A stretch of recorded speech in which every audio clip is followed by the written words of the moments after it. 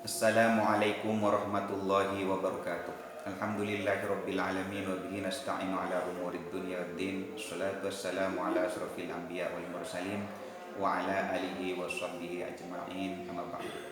Menjelang hari raya Idul Fitri ini kita disibukkan, kita banyak melihat saudara-saudara kita akan mengeluarkan zakat. Tentu ini tidak mengherankan karena memang zakat fitrah seharusnya memang dikeluarkan ketika datang bulan Ramadan sampai menjelang dilaksanakannya sholat Idul Fitri. Yang pertama yang perlu kita tunaikan adalah zakat fitrah. Zakat untuk diri kita sendiri, yakni zakat untuk membersihkan diri kita secara pribadi. Mengapa perlu dizakati? Mari kita ambil contoh atau ibrah. Kalau kita membeli sepeda motor, minimal kita harus mengeluarkan pajak untuk pemerintah kita. Berapa? Bermacam-macam tentunya. Ada yang 200.000, ada yang 170.000, ada yang sampai 300.000. Itu untuk sepeda motor saja dalam 1 tahun.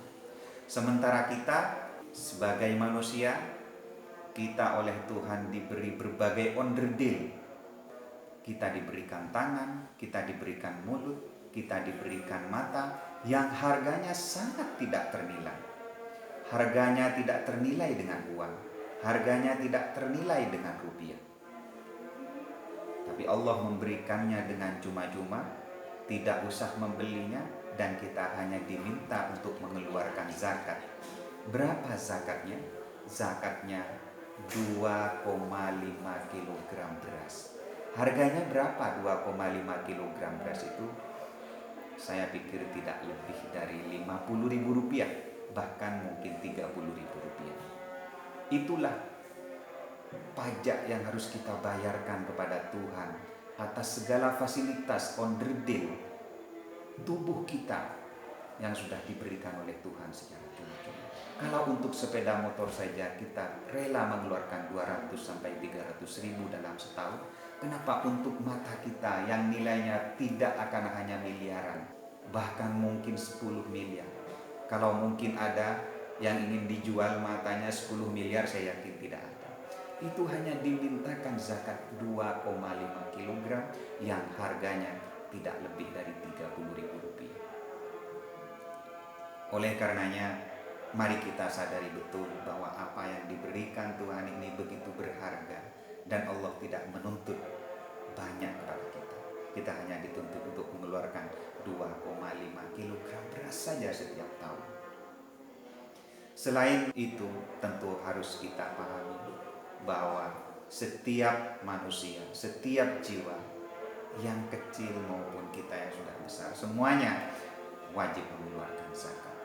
Di dalam kitab fikih Imam Syafi'i ya, aliran Ahlus Sunnah wal Jamaah seperti biasa kita anut, seorang bayi yang lahir sebelum datangnya adzan maghrib terakhir di bulan Ramadan, maka dia harus dikeluarkan zakatnya. Sementara bayi yang lahir sesudah berbuka puasa terakhir di bulan Ramadan tidak usah dikeluarkan zakatnya. Zakatnya menunggu tahun depan. Tetapi bagi mereka yang lahir sebelum berbuka puasa terakhir di bulan Ramadan, harus sudah dikeluarkan zakat fitrah. Rekan dan rekanita sekalian, yang kedua tentu adalah zakat mal atau zakat harta. Pada zaman Nabi dulu, pada zaman ulama-ulama sabiqun al-awwalun, dijelaskan bahwa harta yang wajib kita zakati adalah emas dan perak. Karena kebanyakan orang kaya dahulu menyimpan emas dan perak. Tidak seperti kita sekarang, di mana tabungannya adalah deposito, surat-surat berharga, dan surat utang, serta surat-surat berharga lainnya. Itu semua perlu kita keluarkan zakatnya. Sebelum saya terangkan lebih jauh tentang zakat, kita perlu tahu tentang haul dan nisab. Mari kita mulai dengan nisab. Nisab adalah batas minimal harta yang kita miliki di mana dia kemudian harus dikeluarkan zakatnya. Emas misalnya, nisab emas adalah 85 gram. Artinya kalau kita memiliki emas sebanyak 85 gram, maka kita sudah punya kewajiban untuk mengeluarkan zakatnya. Akan tetapi kepemilikan itu harus lengkap 1 tahun. Bila tidak lengkap maka namanya tidak haul. Apa artinya? Haul adalah jangka waktu minimal di mana kita memiliki harta tersebut. Apabila emas 85 gram tersebut hanya kita miliki dalam jangka waktu 8 bulan, maka tentu tidak diwajibkan untuk mengeluarkan zakatnya. Berapa zakat emas yang harus dikeluarkan? Yaitu 2,5%. Kalau kita memiliki emas hanya 65 gram atau 50 gram, maka tidak harus dikeluarkan zakatnya, karena itu artinya tidak sampai 1 nisab. Kalau perak, maka nisabnya 595 gram. Dan juga harus haul, harus sampai 1 tahun jangka pemilikan tersebut. Berapa? 2,5% dari 595 gram. Selain emas dan perak, kita juga harus mengeluarkan zakat pertanian. Dalam hal ini, ulama menerangkan bahwa tanaman yang harus kita keluarkan zakatnya adalah tanaman makanan pokok. Walaupun kemudian ada banyak para ulama di zaman selanjutnya yang menerangkan bahwa setiap sesuatu yang keluar dari bumi selayaknya dikeluarkan zakatnya. Berapa zakat pertanian? Zakat pertanian yang diairi dengan air hujan, dalam arti tidak harus kita airi sendiri, maka zakatnya sebanyak 10%. Tetapi pertanian yang harus kita airi sendiri, maka zakatnya cukup 5% saja. Berapa nisabnya? Nisabnya 653 kg. Tidak harus menunggu haul, tidak ada haul untuk zakat pertanian. Setiap kita kali panen, maka setiap kali itu pula harus kita keluarkan zakatnya. Oleh karenanya sering kita lihat zakat tidak hanya dikeluarkan oleh para petani di sekitar kita ketika bulan Ramadan. Karena yang dikeluarkan bulan Ramadan itu hanyalah zakat fitrah. Sementara zakat mal, apalagi pertanian, tidak perlu menunggu bulan Ramadan, tetapi setiap kali panen kita harus mengeluarkan zakatnya. Selanjutnya adalah zakat barang tambang. Zakat barang tambang ini sama dengan emas, yakni 85 gram. Jadi kalau kita menambang sesuatu di dalam bumi, kemudian nilainya sudah sama dengan emas seberat 85 gram, maka harus dikeluarkan zakatnya ketika itu juga sebanyak 5%. Perlu digarisbawahi bahwa yang kita keruk dari dalam bumi, yang kita tambang dari dalam bumi, nisabnya itu harus sudah senilai emas 85 gram. Bukan berat yang kita ambil dari bumi 85 gram, bukan. Tetapi apa yang kita ambil dari dalam bumi sudah senilai emas 85 gram. Selanjutnya adalah zakat barang rikas. Harta yang kita temukan di dalam tanah hasil peninggalan orang-orang di masa lampau. Ini tidak ada nisabnya. Berapapun yang kita temukan, maka wajib kita keluarkan zakatnya waktu itu juga setelah ditemukan, yakni 20%. Kalau kita menemukan emas senilai 1 juta, maka harus kita keluarkan zakatnya sebanyak 200.000. Waktu itu juga tidak perlu menunggu sampai 1 tahun. Kemudian zakat perdagangan. Zakat perdagangan ini juga berpatokan kepada emas. Jadi kalau nilainya sudah 85 gram, maka harus dikeluarkan zakatnya seperti emas. Tetapi tidak seperti pertanian, kalau perdagangan itu harus menunggu 1 tahun. Berapa besar zakat yang harus dikeluarkan untuk perdagangan? Sebanyak 2,5%. Jadi bila kita memiliki harta dagangan sebanyak 1 juta rupiah, maka zakat yang perlu kita keluarkan dari perdagangan tersebut adalah 25.000 rupiah. Sangat kecil, 1 juta perlu kita keluarkan zakatnya hanya 25.000 rupiah. Selain itu, yang jarang kita temukan di dalam kitab-kitab klasik adalah zakat profesi. Zakat profesi perlu dikeluarkan juga kalau gaji dari profesi tersebut sudah senilai 653 gram. Maka zakatnya juga 2,5%. Di misalnya Anda menjadi guru sertifikasi, menjadi guru PNS, maka Anda harus mengeluarkan zakat sebanyak 2,5% sebagai akibat dari profesi Anda yang menghasilkan keuntungan atau menghasilkan harta tersebut. Selain itu masih banyak lagi zakat, jenis-jenis zakat yang perlu kita keluarkan. Ada zakat tabungan, ada zakat deposito. Zakat tabungan ini, zakat deposito ini sama juga dengan emas, harus senilai 85 gram emas dan sudah harus sampai 1 tahun. Berapa? 2,5% juga. Jadi kalau Anda menabungkan uang di bank, mendepositokan uang di bank, memiliki surat-surat berharga, maka perlu kiranya mengeluarkan zakatnya sebanyak 2,5%. Yang perlu menjadi catatan adalah bahwa tidak setiap harta kita itu harus dikeluarkan zakatnya. Harta kita yang bersifat primer, yang kita pakai sehari-hari, seperti rumah, seperti kendaraan, itu tidak perlu kita keluarkan zakatnya. Yang perlu kita keluarkan zakatnya adalah tabungan, hasil pertanian, dan juga harta perdagangan. Di dalam Al-Quran dijelaskan dalam surat At-Taubah ayat 103, "Khudh min amwalihim shadaqatan tutahhiruhum wa tuzakkihim biha." Ambillah sebagian dari harta mereka shadaqatan, sebagai shadaqah, yakni zakat, tutahhiruhum, yang akan mensucikan mereka, wa tuzakkihim, dan akan membersihkan mereka.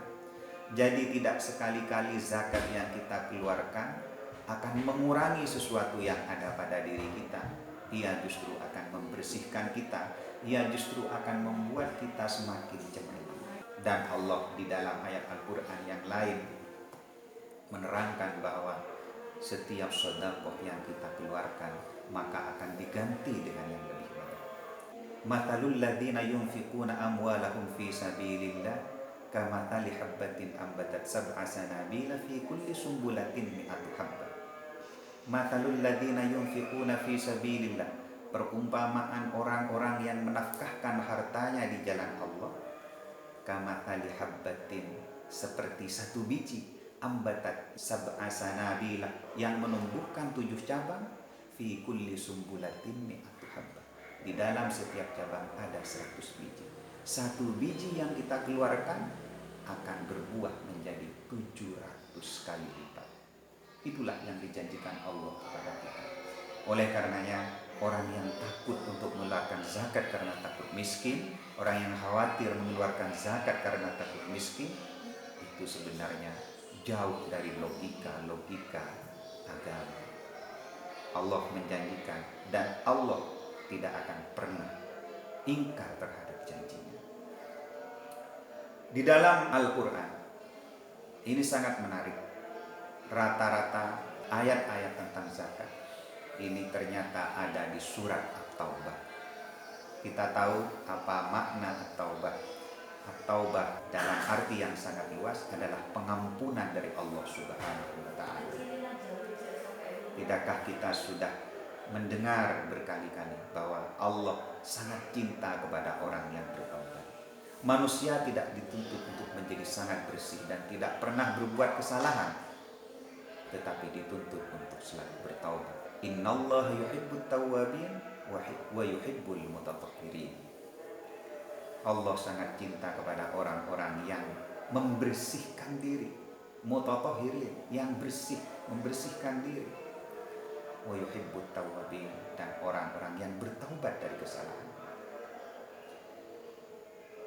Di dalam Al-Quran rata-rata ayat-ayat tentang zakat ada di surat At-Taubah. Itu apa artinya? Orang-orang yang hendak bertaubat, orang-orang yang hendak mencari pengampunan dari Allah Subhanahu wa Ta'ala, hendaklah mengeluarkan zakat dan menginfakkan hartanya di jalan Allah. Sangat menarik untuk kita cermati, karena di dalam surat At-Taubah ayat 103 ini ternyata di ayat sebelumnya ada ayat yang mengatakan wa akharuna i'tarafu bidzunubihim khulatu amalan sholihan wa akharu sayyi'an. Ada sebagian dari kita ini yang beramal soleh, mengerjakan sesuatu yang baik, mencari nafkah dengan baik, tetapi juga di lain sisi dia terkadang mencampurinya dengan pekerjaan-pekerjaan yang tidak baik, pekerjaan-pekerjaan yang mungkin dilarang oleh Allah Subhanahu wa Ta'ala. Tetapi Allah selanjutnya berfirman, asallahu ayyatuba alaihim innallaha ghafurur rahim. Tetapi Allah kemungkinan besar akan menerima taubat mereka, karena Allah Maha Pengampun dan Maha Penyayang. Ayat ini kemudian dilanjutkan dengan khudh min amwalihim shadaqatan tutahhiruhum wa tuzakkihim biha. Ini apa artinya? Kita masing-masing boleh jadi mencari nafkah secara halal, tetapi di lain sisi juga sering melakukan hal-hal keburukan, maka cara menyucikannya adalah dengan zakat, dengan menafkahkan sesuatu di jalan Allah Subhanahu wa Ta'ala. Khudh min amwalihim shadaqatan tutahhiruhum wa tuzakkihim biha wa shalli alaihim inna shalataka sakanun lahum wallahu sami'un alim.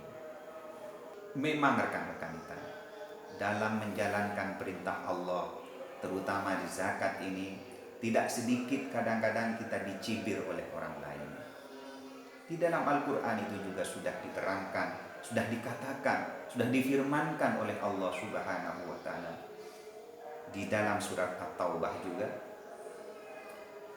wa minhum may yalmizuka fis shadaqat, dan ada sebagian dari mereka yalmizuka dalam arti yang sangat luas, mencemooh kamu fis shadaqat, di dalam berzakat ini. Akan tetapi fa in u'tu minha, tetapi kalau mereka diberi, rodu, maka mereka rela, mereka senang. Wa illam yu'tu minha, tetapi kalau mereka tidak diberi, idza hum yaskhutun, tiba-tiba mereka menjadi murka. Itulah watak manusia. Jadi apapun yang kita kerjakan, bila memang benar-benar demi menegakkan apa yang diperintahkan Allah, kita tidak perlu risih, kita tidak perlu mendengarkan cemoohan-cemoohan. Kita hanya perlu mengharap ridho Allah Subhanahu wa Ta'ala. Demikianlah rekan-rekan kita, semoga kita dijadikan hamba-hamba yang mampu menunaikan apa yang diperintahkan Allah dan menjauhi apa yang dilarang oleh Allah Subhanahu wa Ta'ala. Selamat menunaikan ibadah puasa, selamat Hari Raya Idul Fitri. Mohon maaf lahir batin. Semoga kita senantiasa dalam lindungan Allah Subhanahu wa Ta'ala. Wassalamualaikum warahmatullahi wabarakatuh.